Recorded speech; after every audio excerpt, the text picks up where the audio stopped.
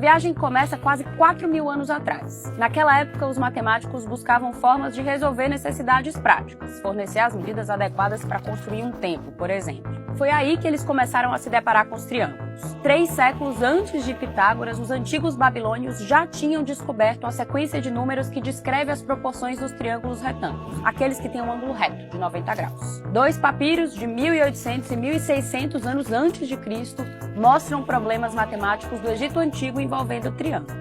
E até o teorema atribuído a Pitágoras chegou a ser estudado por matemáticos mesopotâmios e indianos muitos séculos antes. É algo mencionado, por exemplo, em um dos textos da civilização védica, o Shulba Sutra, que continha as instruções para se construir um altar de fogo usando uma corda como ré. A palavra Shulba, aliás, quer dizer corda em sânscrito. Esse conhecimento viajou pelas antigas rotas de comércio até chegar à Grécia. Foi onde Pitágoras e Euclides, o pai da geometria, consolidaram essas teorias. Mas vamos fazer uma pausa. Afinal, faltou definir o que é um triângulo. Bom, você já deve ter ouvido falar, são 3 pontos que não estão sobre a mesma reta conectados por 3 segmentos de reta. Na obra-prima Os Elementos, de 300 anos antes de Cristo, Euclides compilou séculos de pensamento matemático que demonstram que o triângulo tem propriedades bem específicas. Olhando essa figura com as lentes da geometria euclidiana, dá para enxergar algumas delas. 3 lados, 3 vértices e, o mais importante, 3 ângulos internos, que somam 180 graus. A riqueza da geometria está em como tudo isso se relaciona. Os lados do triângulo, os ângulos internos e os ângulos que podem se formar fora.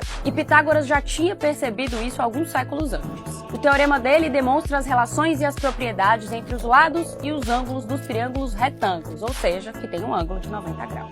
A partir do teorema, vemos como todos os polígonos na realidade podem se expressar em termos de triângulos. E, se triangulizamos as formas geométricas, podemos usar essas mesmas regras para resolver problemas muito mais complexos. Um dos exemplos mais impressionantes até hoje do poder dos cálculos usando triângulos vem do Egito Antigo. O matemático Eratóstenes de Cirene foi o primeiro a calcular a circunferência do nosso planeta com uma precisão incrível, usando só triângulos e o cérebro.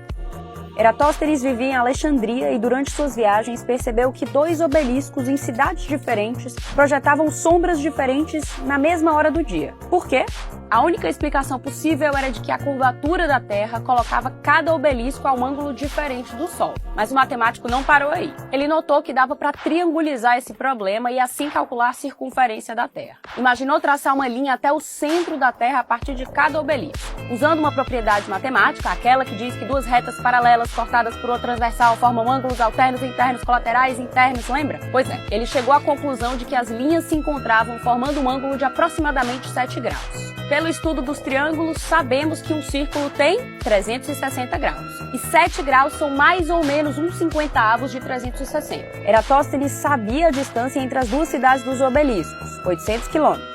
Se o segmento de círculo formado por um ângulo de mais ou menos 7 graus é 800, para sabermos o quanto vale o círculo inteiro, ou seja, o planeta, os 360 graus, é só multiplicar 800 por 50. E foi assim que ele chegou à cifra de 40.000 quilômetros. Faltaram só 75 quilômetros para ele acertar a cifra exata que calculamos hoje com toda a tecnologia do século XXI. Como deu para ver, a magia é que quando entendemos as propriedades dos triângulos pequenos, podemos presumir que um triângulo de qualquer outro tamanho se comporta da mesma maneira, desde que mantenha as mesmas proporções. E com esse poder da semelhança, de triângulo em triângulo, podemos construir pirâmides, edifícios, pontes e até estações espaciais. Não à toa, a arquitetura aproveita outras características maravilhosas desses polígonos. Eles não se deformam. Diferentemente de um quadrado, por exemplo, se você aplica força a um dos vértices do triângulo, a força se divide entre os 2 segmentos mais próximos e é compensada. El triángulo nos permite dar la rigidez y la forma en que no se deformen las cosas. Entonces yo creo que sin ellos existirían otras cosas extrañas. Pero no sé si igual de maravillosas a las que tenemos actualmente. Sejam elas óbvias no desenho ou não, essas figuras geométricas são a base da arquitetura e da engenharia civil. E dali para a física quântica e para a astronomia. Até os fractais, aquela figura em que cada parte é semelhante ao todo e o movimento das galáxias podem ser descritos em interações triangulares. Ou seja, os triângulos são muito mais do que 3 pontos unidos por 3 segmentos de reta. Desde milhares de anos antes de Pitágoras, o estudo dessas formas indeformáveis nos ajudou a medir o imensurável e imaginar o que antes era inimaginável.